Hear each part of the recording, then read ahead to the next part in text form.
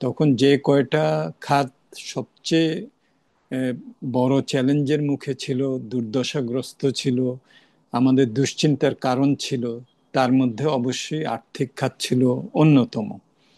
এবং আহ, আমি যদি ব্যাংকিং খাতের কথা বলি বা নন ব্যাংক ফাইন্যান্সিয়াল ইনস্টিটিউশনগুলোর কথাও বলি, তো তাহলে আমরা দেখি যে একটা বড় অঙ্কের একটা ঋণ খেলাপি ছিল, যেটা ক্রমান্বয়ে বাড়ছিল এবং বিভিন্ন ব্যাংক দুর্বল হয়ে যাচ্ছিল। এগুলো থেকে যেসব ঋণ নেওয়া হয়েছে সেসব ঋণগুলো দেশের বাইরে পাচার করে দেওয়া হচ্ছিল সে অর্থ। এবং বিভিন্ন যে ব্যবস্থাপনা, ব্যাংক বোর্ড, এগুলোতেও বিভিন্ন ধরনের সমস্যা হচ্ছিল। তো যদি আমরা আর্থিক খাতের সামগ্রিক এখন অবস্থাটা দেখি, তাহলে কয়েকটা ইতিবাচক দিক অবশ্যই বলতে হবে। একটা হলো যে স্বচ্ছতা নিয়ে আসা।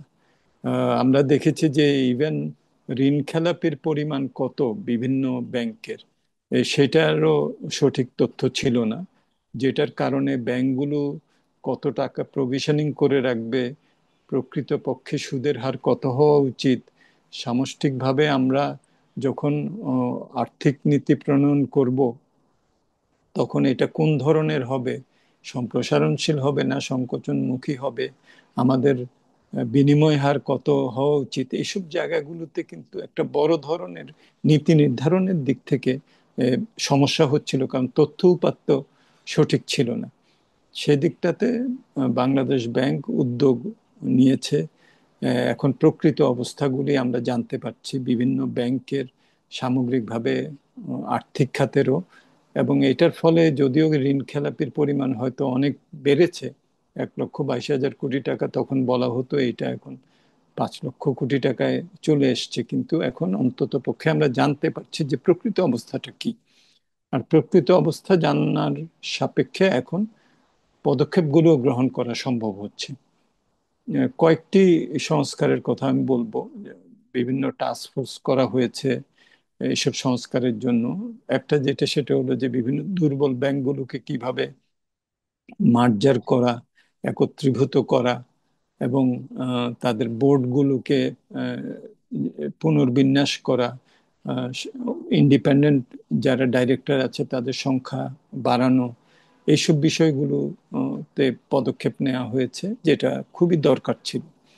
দ্বিতীয়ত যেটা, সেটা হলো যে আহ, বিভিন্ন ব্যাংকের যারা নাকি বড় বড় ঋণ খেলাপি, তাদের কাছ থেকে কিভাবে টাকা আদায় করা যায়, এটা দেশের অভ্যন্তরেও সেটা করা হয়েছে, উদ্যোগ নেওয়া হয়েছে। আহ, তাদের বিভিন্ন যেসব সম্পত্তি বা শেয়ার মার্কেটের শেয়ার ইত্যাদি জব্দ করে এটা চেষ্টা করা হচ্ছে। আবার দেশের বাইরে যেটা নেওয়া হয়েছে সেটা উদ্ধারের জন্য বেশ কিছু পদক্ষেপ গ্রহণ করা, সেটাও করা হয়েছে। বা দেশের অভ্যন্তরে অ্যাসেট রিকভারি কোম্পানি সেগুলো গঠন করা, প্রতিষ্ঠিত করা, বাইরে আন্তর্জাতিক খ্যাতিসম্পন্ন যেসব ফার্ম আছে তাদেরকে অ্যাপয়েন্ট করে টাকা কিভাবে নিয়ে আসা, বিভিন্ন প্রক্রিয়া আছে, এই প্রক্রিয়া অনুসরণ করা। এটা আমাদের anti corruption commission, Bangladesh financial intelligence unit coordinate করে কাজ করা, কোর্টে নেওয়া, কোর্টের ভার্ডিক্ট নিয়ে বিদেশে যাওয়া, সেখানে সম্পত্তি সিজ করা, তারপরে সেখানকার কোর্টে মামলা উত্থাপন করা, এইসব কাজগুলোতে বেশ কিছু অগ্রগতি হয়েছে। আর বৈদেশিক খাতের সাথে তো বাংলাদেশ ব্যাংকের কর্মকাণ্ডের একটা বড় সংশ্লিষ্টতা আছে। সেখানে রিজার্ভের যে পতনটা হচ্ছিল, সেই পতনটা কিন্তু রোধ করা গেছে, যার ফলে আমাদের আমদানির উপরে যে একটা বড় ধরনের নিয়ন্ত্রণমূলক অবস্থা যেটা করা হয়েছিল, সেটা থেকে আমরা এখন বেরিয়ে আসতে পেরেছি। যদিও এখানে বিনিয়োগে উদ্যম তেমন এখনো আমরা দেখতে পাচ্ছি না, সেটার দরকার হবে। বাংলাদেশ ব্যাংক এখনো সংকোচনমূলক মুদ্রানীতি চালু রেখেছে, এবং ব্যাংক পলিসি রেটও অপরিবর্তিত আছে। আহ, মূল্যস্ফীতি কিছুটা নামার প্রবণতা আছে।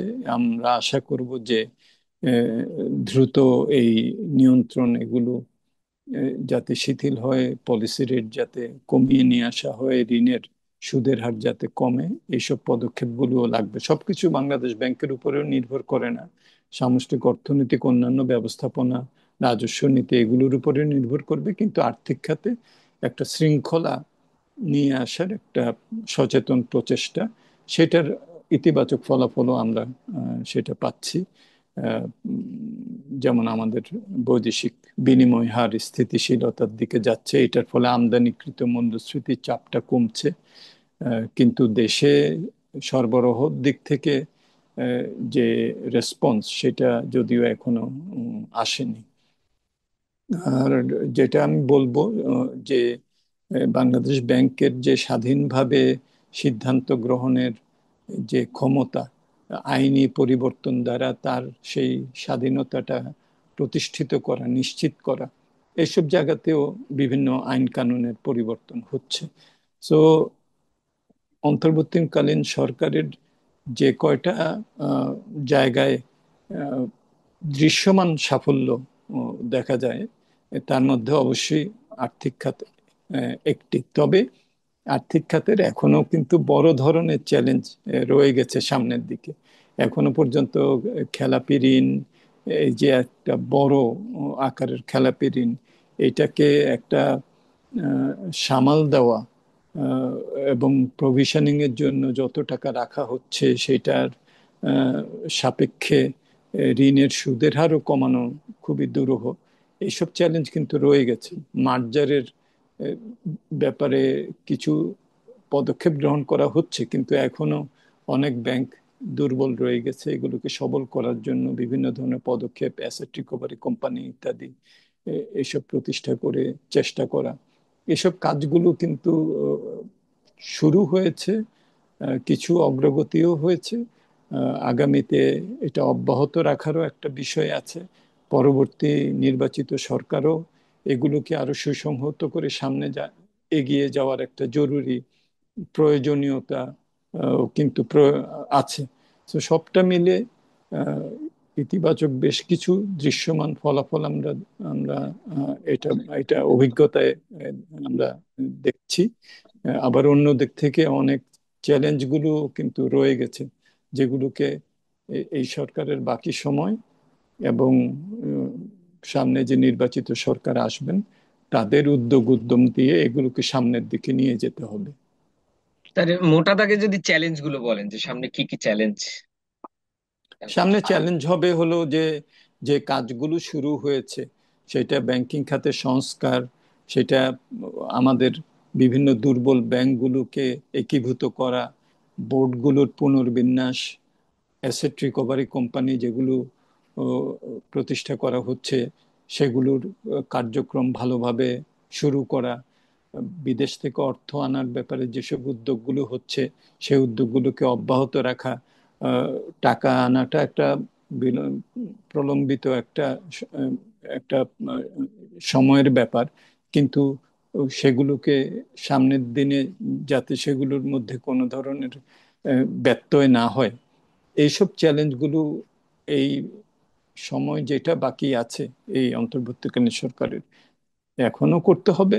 আবার আগামীতে নির্বাচিত সরকার যখন আসবেন, তাদেরকেও সেটাকে অব্যাহত রাখতে হবে।